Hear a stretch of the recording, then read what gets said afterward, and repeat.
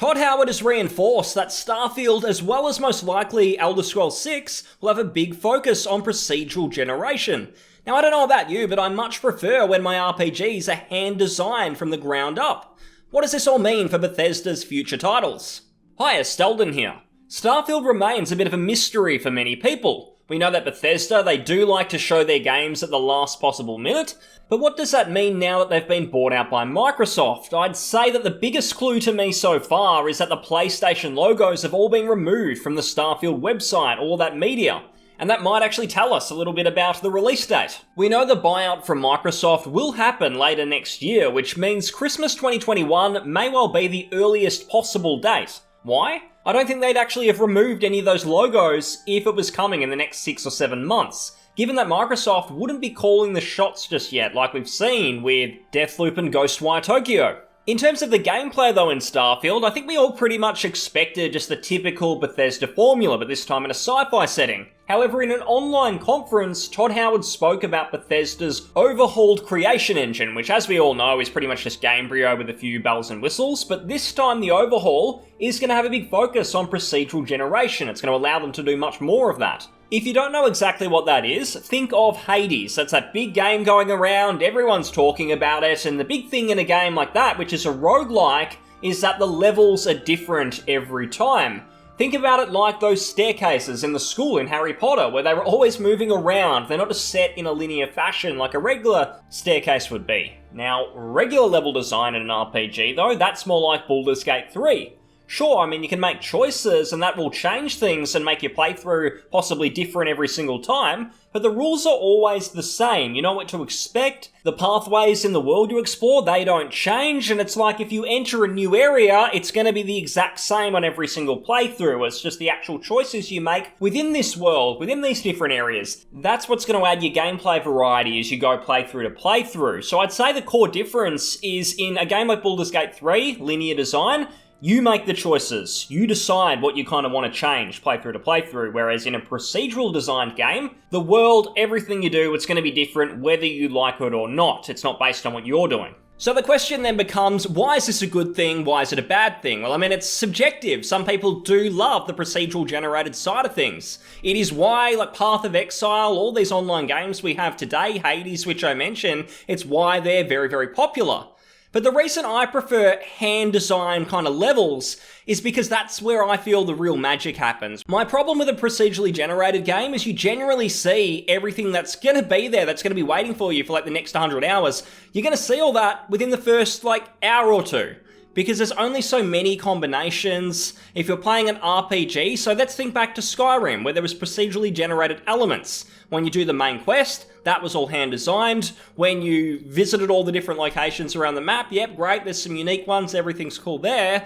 And then you start getting these Radiant quests, and that is the previous Bethesda procedurally generated stuff. At least the more modern part of that, I guess you could say. So those quests, they were absolutely terrible. It was like MMO stuff, like go and find these 10 pelts, go and explore somewhere you've already been and loot something that we've just made appear for you. It's that sort of crap that we moved on from World of Warcraft. That is why we wanted to play this single player game. If I wanted that experience, I would play your online thing. I'd play Elder Scrolls Online. So to me, it's not very impressive. And the fact that they want to push this forward from the sounds of it in Starfield and then probably Elder Scrolls 6 as well, that to me sort of stirs a bit of trouble, at least for me, because I feel like it's kind of lazy. And if they're going to put all of this work into fixing their creation engine up, an engine that not many people are a big fan of, they seem to love it. I kind of get why, but if their big focus is on being able to produce randomly generated quests, randomly generated areas to explore, I just don't think that's so great. And something that they've kind of mentioned in other comments is the fact that this is going to be their biggest game yet.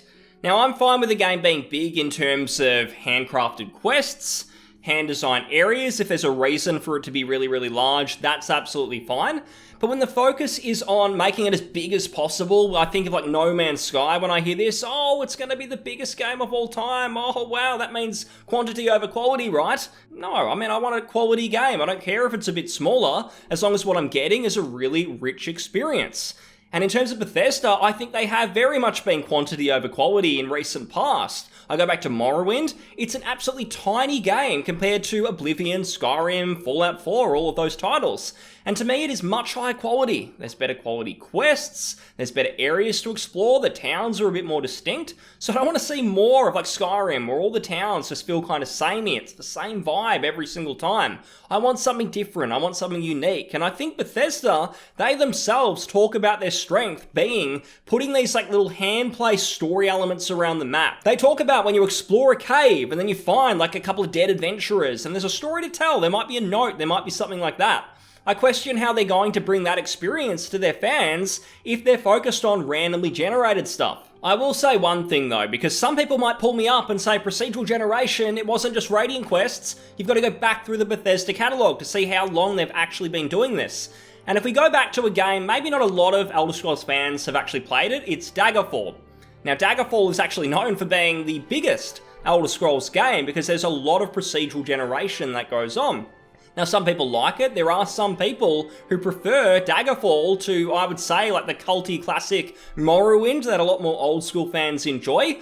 Daggerfall's got a big audience as well, and the procedural generation, I haven't gone through like absolutely everything in that game, but some people tend to enjoy it. But for me, it comes back to the reason I prefer Morrowind is the fact that it's not about just being the biggest thing possible. It's about having like a really precise vision and design, and that is what they focused on. And I think that's why they brought out such a great game.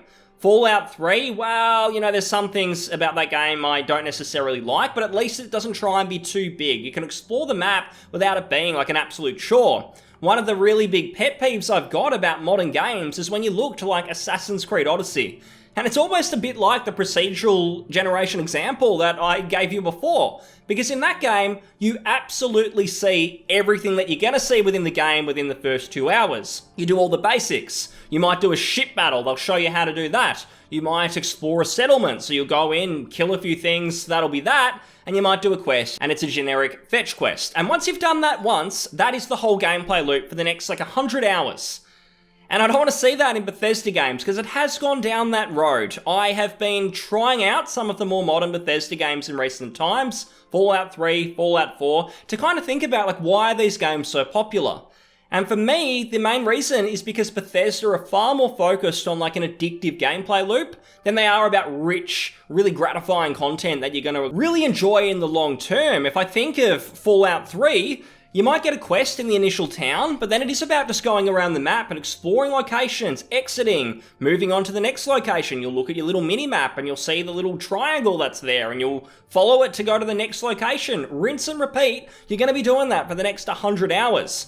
So I wonder if Bethesda have decided they want to double down on that gameplay loop of just exploring different locations, going to each of them, not really focusing on the RPG nature of these games. Because in New Vegas, I felt that the strengths of that game were almost the opposite of Bethesda's. It wasn't about going to the next cave, going to the next deserted factory or whatever it might be. It was about going to the settlements, speaking to the characters, getting new quests, and then making different choices. In Bethesda's modern games, I don't get that vibe at all. Like I go into like a Megaton or something, there's a lot of basic characters, a lot of basic dialogue, whereas I get into Fallout New Vegas, I go to New Vegas itself, there is so much going on. And maybe Bethesda have just decided, right, we suck at that. We suck at making characters. They're essentially memes at this point. Fallout 76, complete joke. We tried to put NPCs and everything in that, but it didn't really save it. So maybe what we'll do is just double down on the gameplay loop. So let's do procedural generation. Let's have 1 million planets going on. Everyone's going to get an unlimited gameplay loop from us so it can keep us going for the next 6-7 years. So when you finally get Elder Scrolls 6 in 2030, whenever it might be, well, the players have got something to keep them going. They're not going to be harassing us non-stop for the next entry. So maybe that's what they're doing. Maybe their focus is just, let's go all in on the gameplay loop, let's forget about the quests and forget about the RPG nature. But they're still calling this like a genuine RPG, and I know that they will want to rectifying a lot of that damage that Fallout 76 did to their reputation. So I imagine that they really need to have some sort of quest hubs. I don't see how they get out of not doing that. And if we look at Far Harbor, the Fallout 4 DLC, it seems like they did try and listen to criticism back then. They tried to have a renewed focus on that kind of design, something a bit closer to New Vegas. So we'll see what happens, because if I wanted to be devil's advocate with myself, I'd say, look, maybe the procedural generation, maybe it's for things like enemy types. They want to have different variations of enemies each time you play, so you go to a planet. It's not always going to be the same enemy placement, they might mix things up. Maybe it very much is, there is some Radiant stuff, maybe like 100 hours into the game, and maybe you finish all the actual hand-placed content, you get a good experience from all that, and then hey, if you want some more, we've got some procedural generated stuff so you can keep on playing.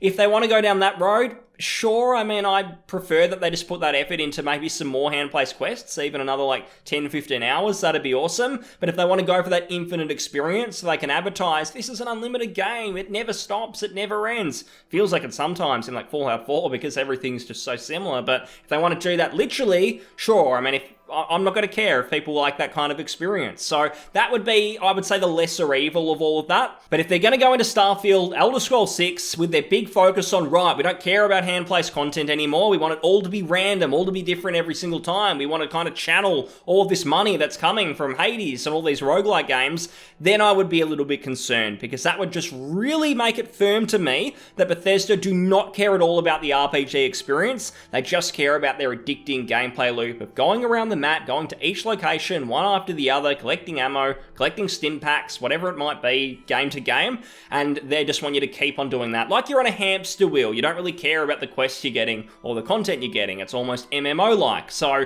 that's it from me, and I hope you enjoyed the video. Thanks very much for watching, I'll see you on the next one. Thanks again, and bye-bye.